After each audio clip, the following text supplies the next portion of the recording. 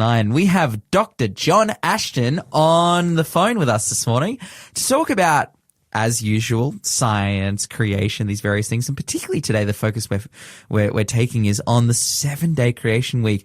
John, how are you going this morning? Yeah, good. Yes. Lovely Awesome. morning this morning. It is a lovely morning. You're joined by myself with Lawson. We've also got Leanne in the studio. Hi, John. How are you? Good. Excited about the topic. Absolutely. Oh, that's great. Absolutely. Well, we're keen to jump in and to hear all about it. What's the go with the 7-day creation week? I mean, this is something that is often challenged by people who are not necessarily, Bible believers, not Christians, but even by Christians themselves. Yeah, sure. I guess we become so inculcated with, the science ideas of how long time takes to do different things, and the theory of evolution being spread over, billions of years, and also the size of the universe, all this sort of thing. And so the concept of God, creating in 6 days. And why did he take 6 days? And that's a question, of course, we can ask God when we get to heaven. But it makes sense that creation had to occur over a short period of time. And if we think about it, we've got God seemed to, in the beginning, God created the heavens and the earth. There's an opening statement. And then on the first day, we have God essentially created light, or energy as we would know. Now, I mean, you can't talk about energy to, non-scientific people, but you can talk about light. And so it seems in the beginning, God created light and basic matter. And so actually, even from a science principle, the concept of water or a liquid, we don't know whether it was actually H2O or whether it was actually some, was it liquid hydrogen, for example, that God initially created? We don't know. But we do know that from that, God formed the matter, he formed the earth, he formed space. And it's interesting, in the story of forming earth, he separates water, which we assume is, the H2O that becomes the oceans and this sort of thing, and the dry land, and he forms the plants. So we start off with light, then we go to air, then we go to the soil and plants, then we go to the sun, moon, and stars. And of course, this is a worry for a lot of people, where was the earth? What was the earth doing, Was it in the solar system and this sort of thing? Well, and so that's a question we can look at as well. And then, of course, we go on after he's created the sun. We've got the birds and the fish, and then we have the mammalian type animals formed, and reptiles, this sort of thing. And humans on the 6th day. Now, one of the interesting things is that we know for living things we have ecosystems. We have, ecological systems where there's an interconnection between plants, insects and animals and this sort of thing. A very simple one, of course, is that flowering plants, many of them require insects or some other animal or device to pollinate and therefore reproduce. So shout out the bees, they doing their work faithfully, pollinating all those plants. Yes, there are lots of different pollinators, butterflies, wasps, even small animals and birds, like bats and birds, hummingbirds, these sort of things all play a role in pollinization. But if we go back and look at this structure, so God initially creates light. So this is a form of energy. We know that essentially all living things on Earth get their energy from the sun, from sunlight. Yes. And this was via a number of systems, right? Then the next thing that God created was, particularly on the Earth's atmosphere, was the atmosphere of the Earth, which has a specific ratio. And so in the atmosphere we find largely nitrogen, inert. There's oxygen, which is quite a reactive molecule, and then we have small amounts of carbon dioxide and then the inert gases. And so when we then come to on the next day, we have plants formed. And it's interesting, plants are formed before sunlight, and then we have the sunlight formed. Now, it's very interesting that essentially everything receives their energy. All living things receive their energy, except perhaps bacteria and yeast and some of these things, from plants. And so it's interesting, in plants, we have a very interesting system called photosystem 2. And in this system, we have a particular machine in a plant, and we're familiar with green plants and chlorophyll. So chlorophyll collect the energy of the sunlight, the photons of energy from the sunlight. In photosystem 2, that energy is concentrated and focused on a water molecule, and it actually splits the water molecule into hydrogen, active hydrogen, and oxygen. And that oxygen is released and becomes what animals and so forth breathe. We require that oxygen.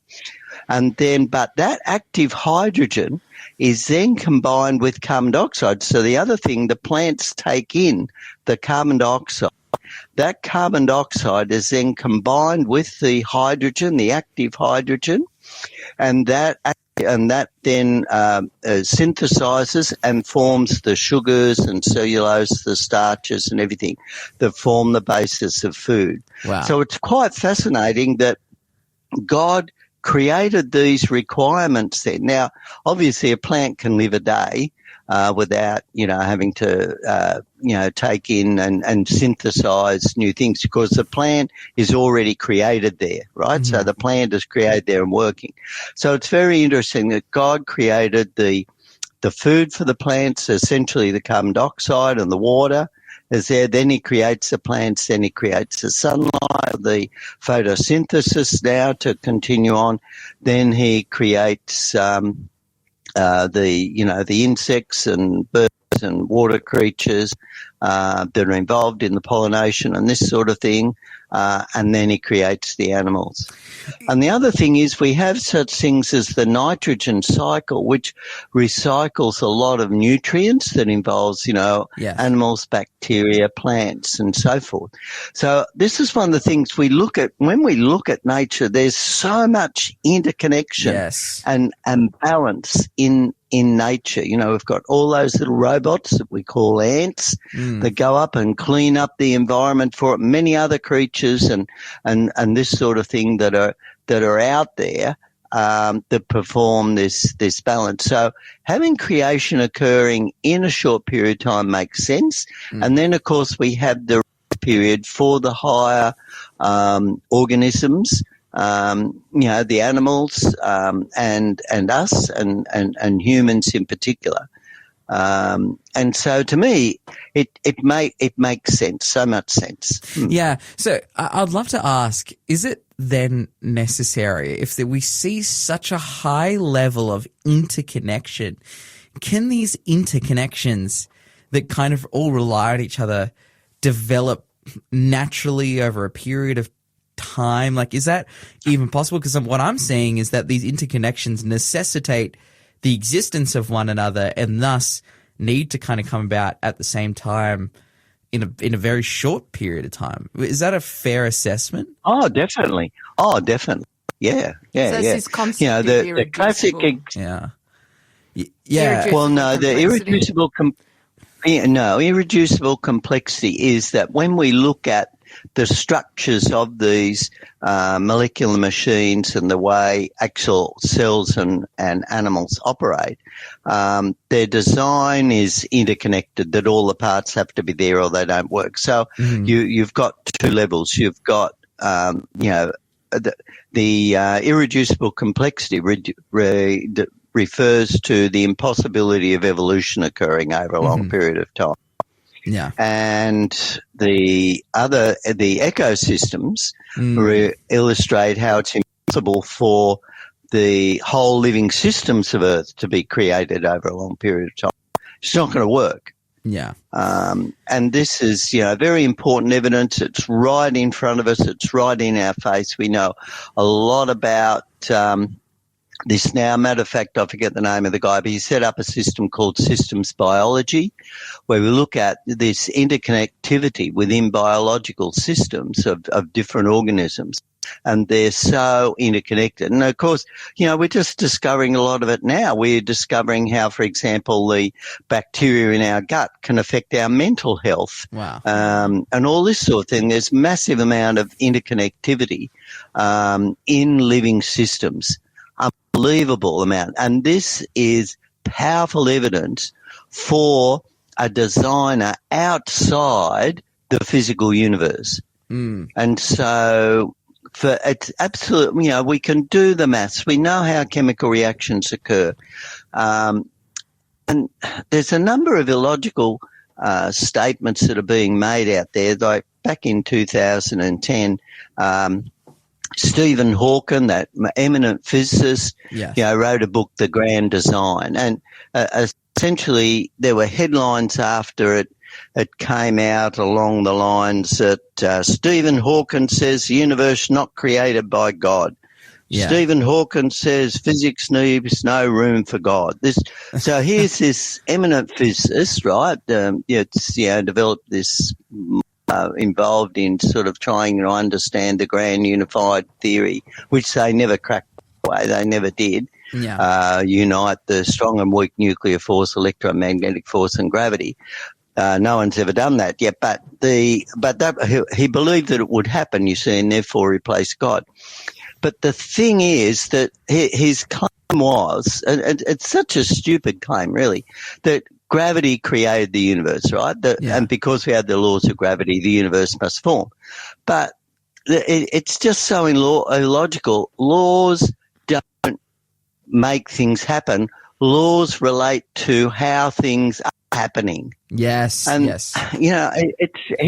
It's his logic, even though he's this great eminent scientist, all it proves is that, highly educated people can say stupid things.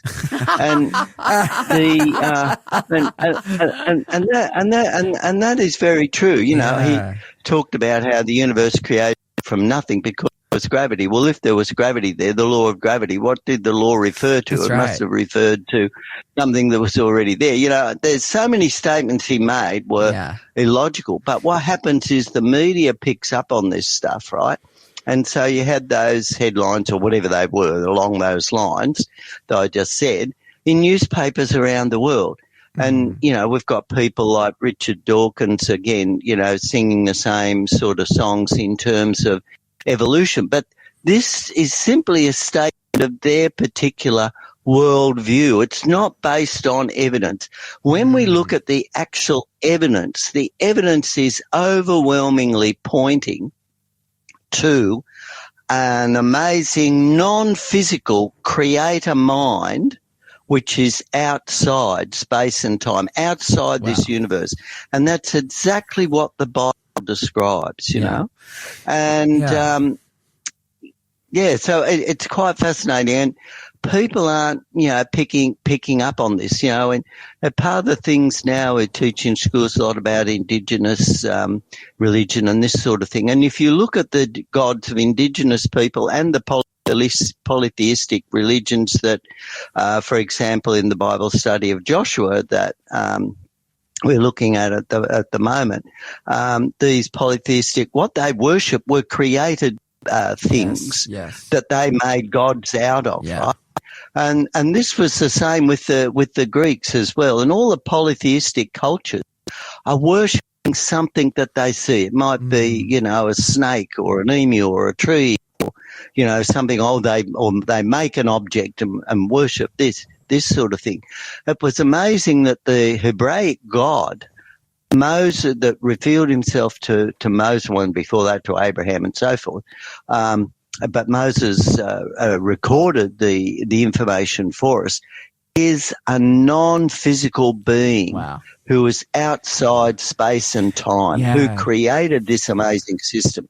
And all the evidence points to that, points to the biblical account. Yeah, I love what you're saying. If we live in a created world, God must be outside of it, because the laws themselves that, again, as Stephen Hawking tried to say, if the universe is created by gravity, well, is gravity the creator? No, something has to create gravity, and that is that non-physical, transcendent God.